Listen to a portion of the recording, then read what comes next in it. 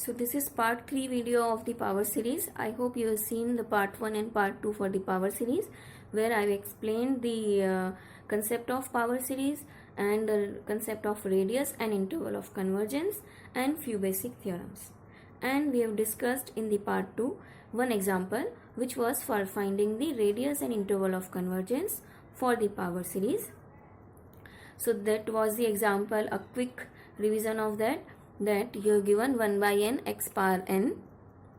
For that you have to determine the radius. Radius is limit n tends to infinity a n upon a n plus 1. It is coming from the definition of r, which is 1 by rho, and rho is given like this, mod a n 1 by n, which is equivalent to a n plus 1 by a n limit.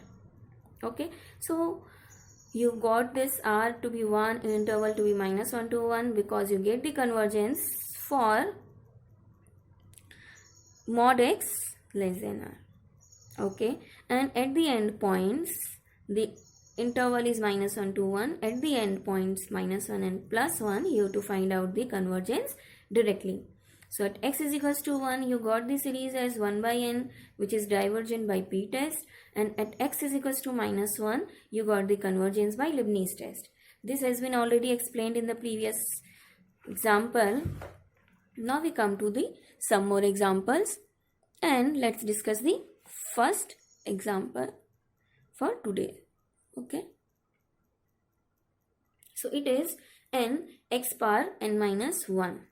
Now this n x power n minus 1, here your a n, which is the coefficient, which is everything except the x power. Okay, so a n here is n, a n plus 1 is n plus 1. You have to keep in mind that coefficient is always the everything with the x power. So you will not take any time x power n in the a n, which is a common mistake in the numericals of power series. It is only the coefficient part. Now you will find out the r, which is limit n tends to infinity a n plus 1. Here both are positive, so we have directly written n plus 1. Now when you take limit n tends to infinity, you get 1. How? Because you will cancel out the n from the numerator and denominator, and when you take out the limit, you get the 1. Okay, so here the interval of convergence is minus 1 to again 1. Now it is being left to you as exercise to find out at the end points, and a hint is here that at x is equals to 1, you get summation n, and you will get no convergence, because this is all increasing series. Okay, and at x is equals to minus 1 also, you get no convergence, because no condition of Leibniz is satisfied. Okay, so precisely the interval of convergence is only minus 1 to plus 1. Now look at the another example, which is given in expanded form. Okay, so here you have to understand that it is not the common example of a series, but it is a power series. Anyway, if you solve this by your infinite series ratio test, then also you get the same result. But if the question is asked for finding the radius and interval of convergence, it means it is a question of power series only. Okay, so now for the power series, first look at what are the coefficients.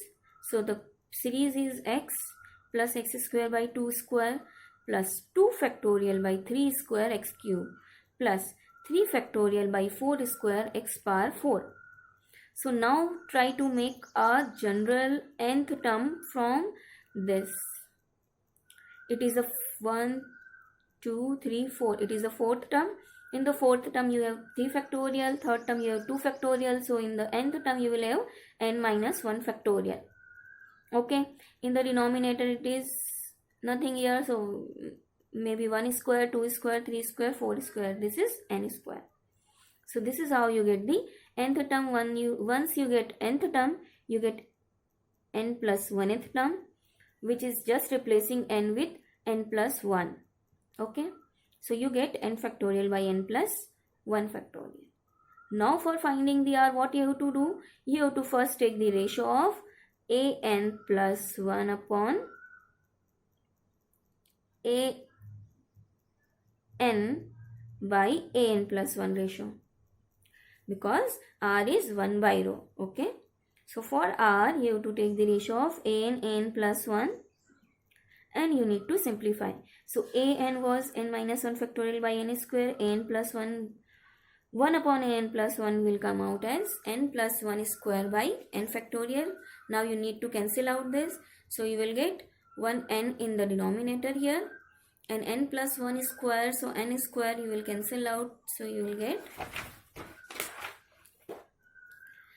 n plus 1 square, you will get n plus 1 square and n cube. Okay, now again you can cancel out this n to n and you get a 1 here and 1 plus 1 by n square here. When you take the limit, you will get what? 1 by, here you get infinity, here you get 1. So 1 by infinity is 0, that is r is 0. Now here mod x was less than r, this interval will mean what? Mod x less than 0, that is you get nothing but x is equals to 0 only, and at x is equals to 0 you get the universal convergence for any power series. Okay, so here we'll just write the radius. There is no reason of convergence. Okay, the third example is again in expanded form. We have taken few more examples in expanded form so that you can also learn how to find out the general nth term.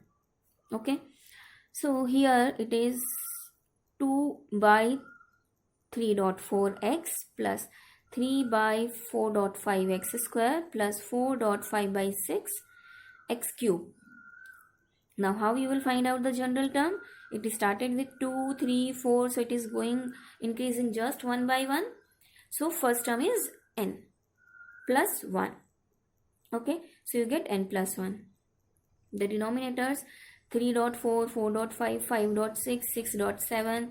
So here also they are increasing 1 by 1, starting with 3. Okay, so it will be n plus 2, n plus 3. So how, this is how you get an, which is n plus 1 divided by n plus 2, n plus 3. an plus 1 will be n plus 2, n plus 3, n plus 4. Okay, now you will take this ratio for r and you will take the limit of this. So this ratio is n plus 1 an nth term and n plus 1th term. Now you need to cancel out 3n in the denominator, 3n in the numerator, n cube you can take out common and you get 1 plus 1 upon n, 1 plus 4 by n, 1 plus 3 by n. In fact, n plus 3 to n plus 3 can be cancelled out and then you get only 2 n's here. So n to n cancel out, 1 plus 1 upon n, 1 plus 4 by n, 1 plus 2 by n, 1 plus 2 by n. So all this, when you take the limit, all this will become 0 and 1.1 divided by 1.1. So you get r. Now this is being left as an exercise for you, that you find out, you get the radius as 1. So you get the interval of convergence as mod x less than 1, that is minus 1 to 1 open interval. Now whether you get this minus 1 included or plus 1 included, so you have to find out the convergence part of this series by putting x is equals to 1 and by putting x is equals to minus 1. Okay, so this will become your two numericals and you have to find out the convergence at this and you have to tell that whether this will be closed, semi-closed or open. Okay, so one more example, look at the one more example. It is again in expanded form, 1 by 2 factorial x plus 2 factorial square by 4 factorial x square plus 3 factorial square by 6 factorial x cube plus dot dot dot. That is, this is an infinite power series. Now how you will find out the nth term? You will find out the nth term by, here it is what? 1, 2, 3, 4. So n factorial, n its square in the denominator it is 2, 4, 6. That is 2n. So 2n factorial, right? You get n plus 1 is n plus 1 factorial square divided by 2 n plus 1 factorial. Okay. Now again you need to find out the r by taking an and n plus 1 and then taking the limit. Okay. So you can simplify it and you can see how you are getting this. R is equals to 4. Okay. So practice this. Let me explain you quickly that n factorial n plus 1 factorial cancel out and you will get n plus 1 square in the denominator. 2n plus 2 factorial. So 2n plus 2 factorial may you get 2n plus 2, 2n plus 1 outside and you get 2n factorial. Okay. So n factorial, n factorial, n plus 1, n factorial, and this will cancel out. You will get n plus 1 in the denominator, in the numerator 2n plus 2, 2n plus 1. Okay. So when you take out the n common and cancel out n also, you will left with 2 and 2. So you will get 4. Okay. So your interval of convergence is -4 to 4 and you have to look at the endpoints directly. Okay.